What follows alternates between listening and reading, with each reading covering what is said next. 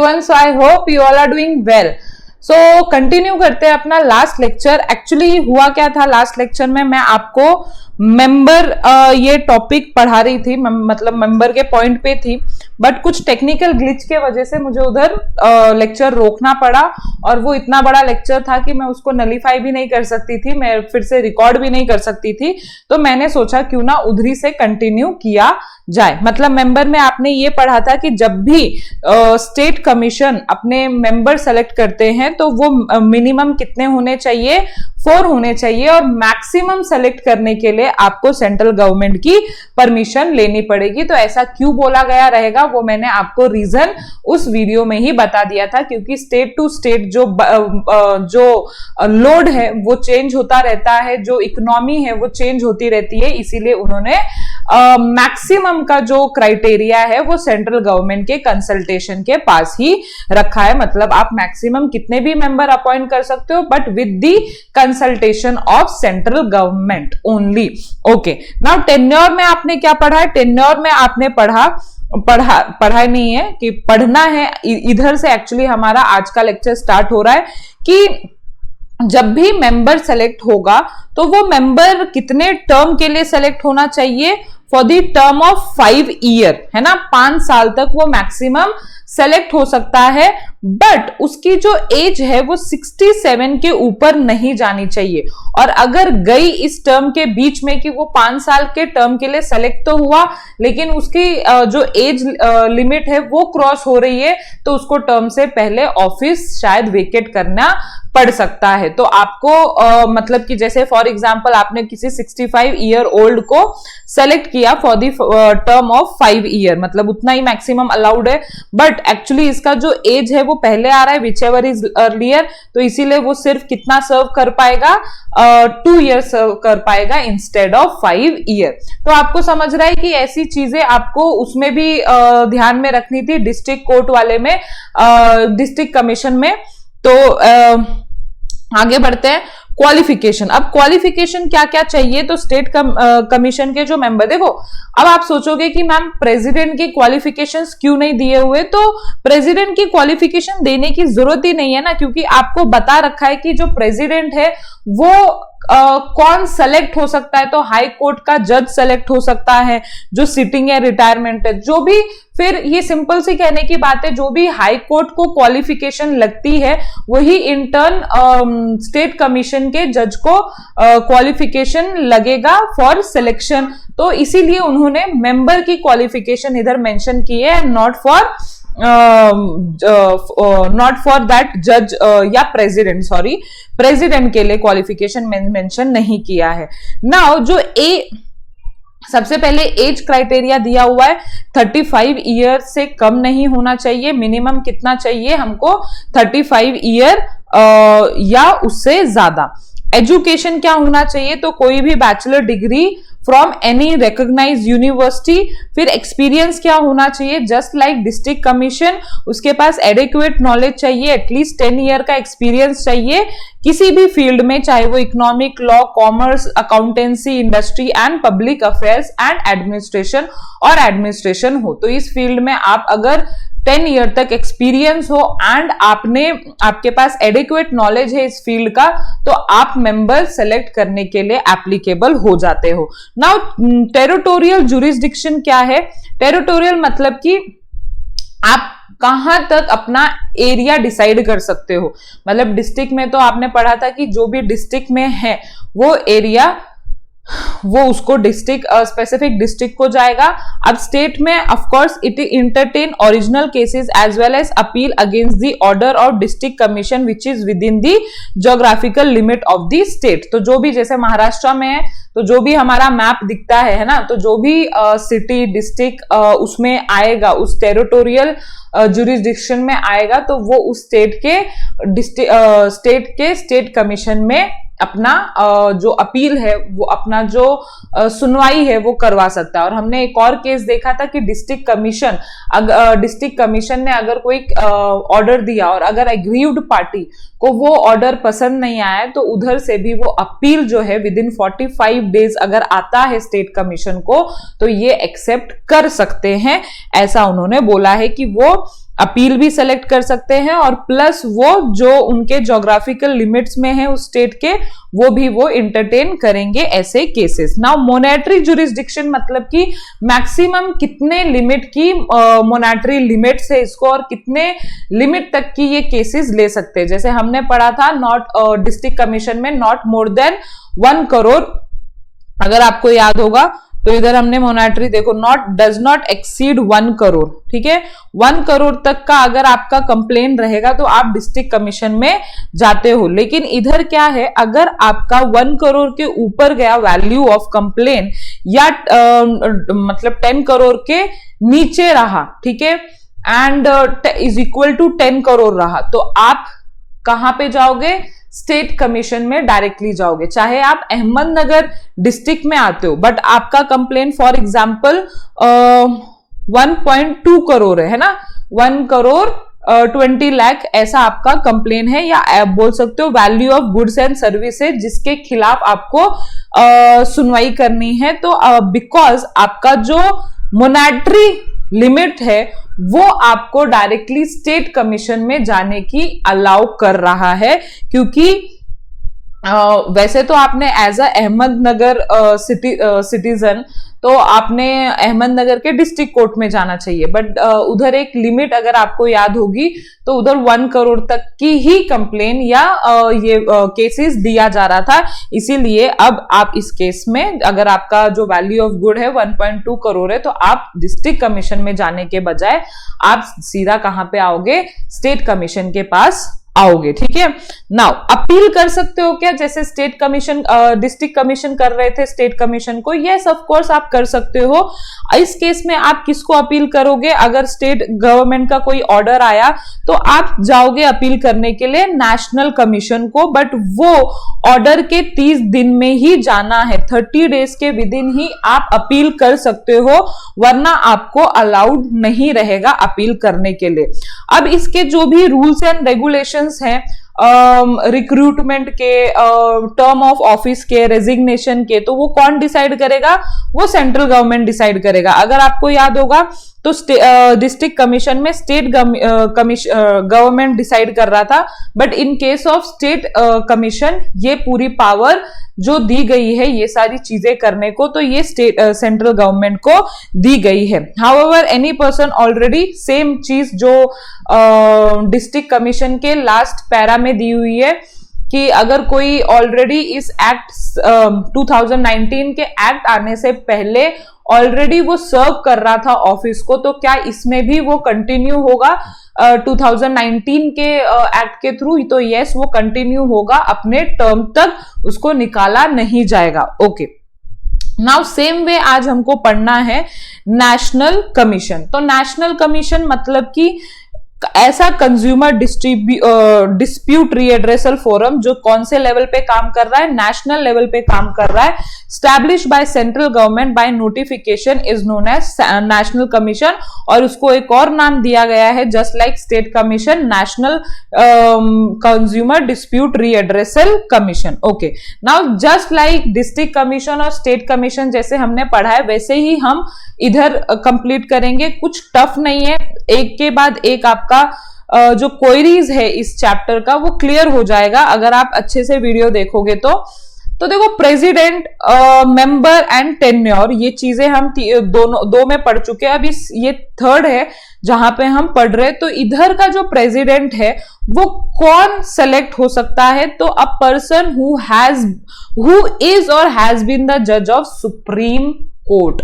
तो अगर आप सुप्रीम कोर्ट के जज रह चुके हो या हो तो आप एप्लीकेबल रहोगे इधर के प्रेसिडेंट बनने के लिए। And shall be appointed by central government as a president of national commission in consultation with chief justice of India. सिर्फ आपका जो अपॉइंटमेंट होना चाहिए वो सेंट्रल गवर्नमेंट के कंसल्टेशन में होना चाहिए with chief justice of India. फिर बी बोला हुआ है मेंबर कितने होने चाहिए? तो नॉट लेस देन 4, मतलब मिनिमम 4 मेंबर कंपलसरी है।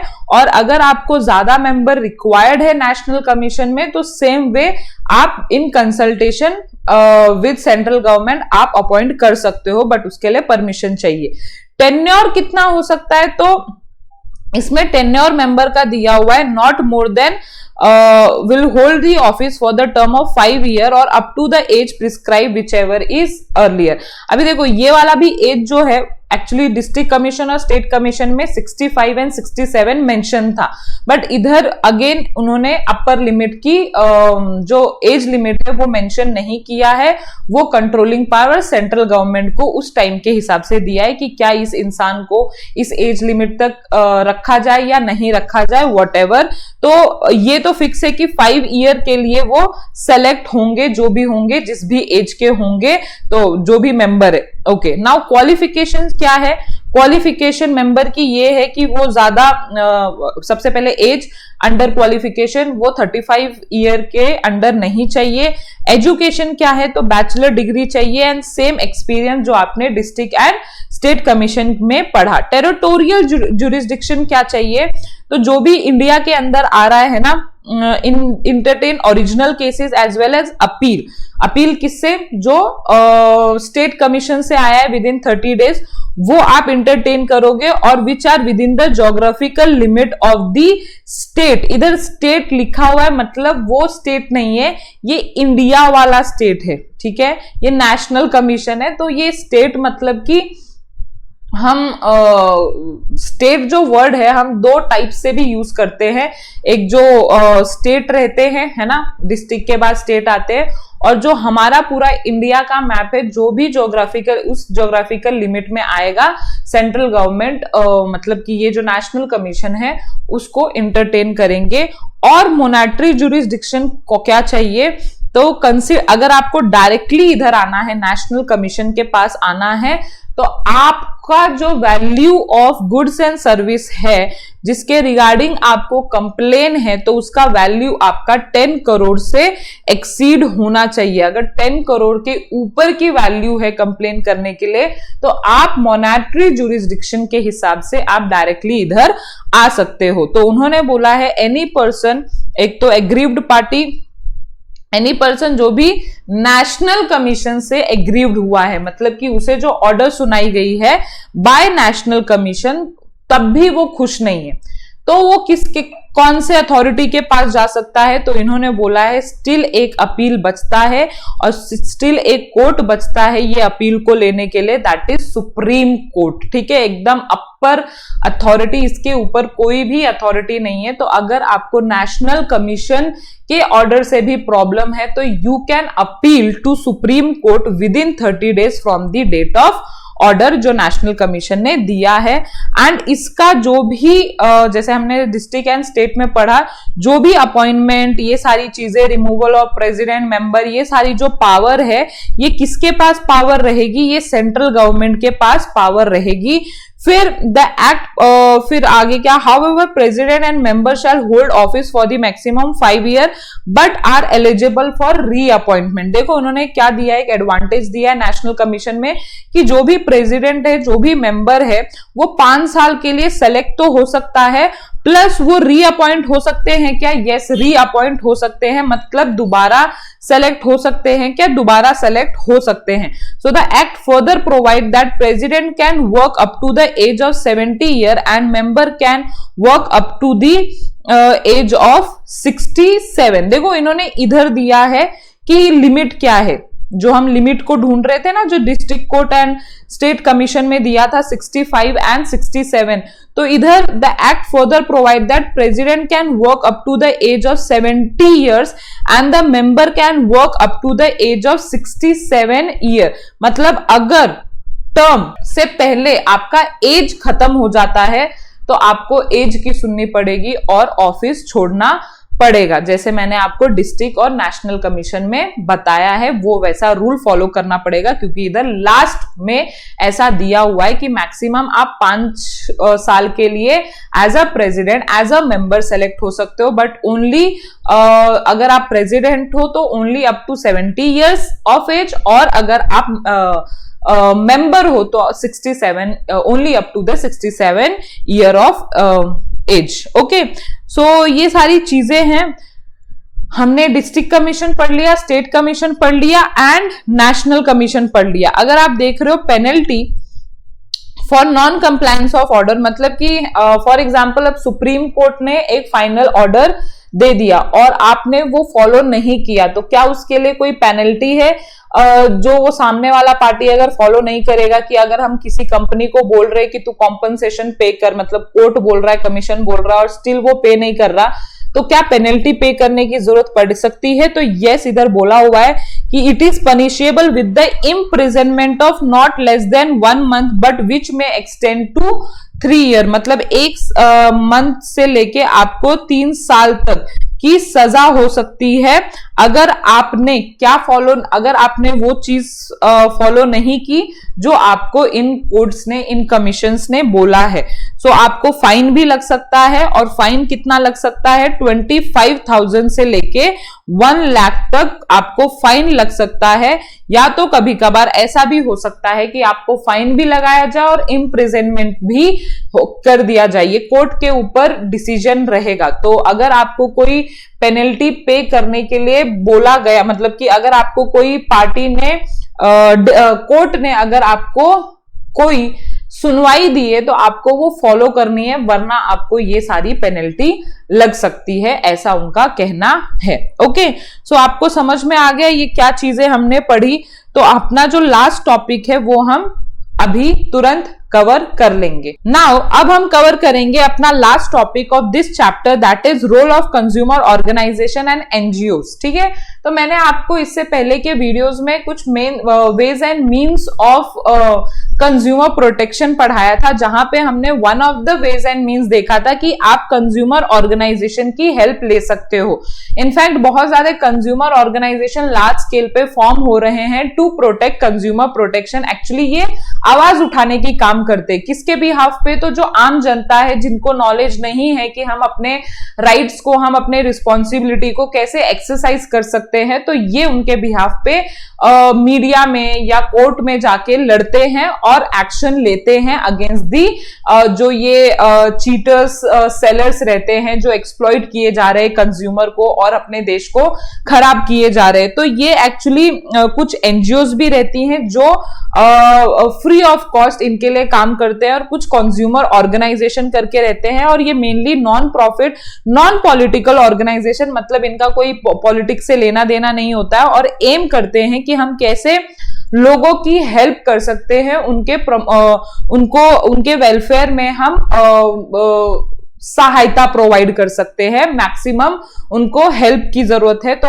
हम उनको किसी भी वे से हेल्प करें। So the main aim of these NGO is to study the trend of prices in the market and publish them in the information of consumer and to agitate against the malpractices of the trader. अगर आपने कभी कोई magazine, कभी कोई journal, brochures, newspaper पढ़ा होगा तो आपने देखा होगा कि कंज्यूमर ऑर्गेनाइजेशन बहुत एक्टिवली ये सारे आर्टिकल्स प्रिंट करते हैं, ये मतलब कि इंफॉर्मेशन देने के लिए कि हमारे देश में कितने प्रकार के प्रोडक्ट है और कौन से प्रोडक्ट आपने यूज करना चाहिए और क्यों यूज करना चाहिए, और ये प्रोडक्ट आपने क्यों नहीं यूज करना चाहिए। अगर मैं आपको एक एग्जांपल बोलूं तो जो मैंने एक आर्टिकल पढ़ा था जहां पे ये जो बिस्लेरीज की बॉटल्स या जो दूसरे कंपनीज की बॉटल्स रहती है पानी की, तो उसमें ऐसा बोला गया था कि एक्चुअली ये अगर आप पानी देखो तो इसमें मिनरल्स नहीं रहते, जबकि ये मिनरल वाटर करके फेमस रहता है, जबकि लेकिन इसमें जो मिनरल्स रहने चाहिए इस पानी के बॉटल में, उसको पूरा मिनरल्स को निकाल लिया जाता है जब इसको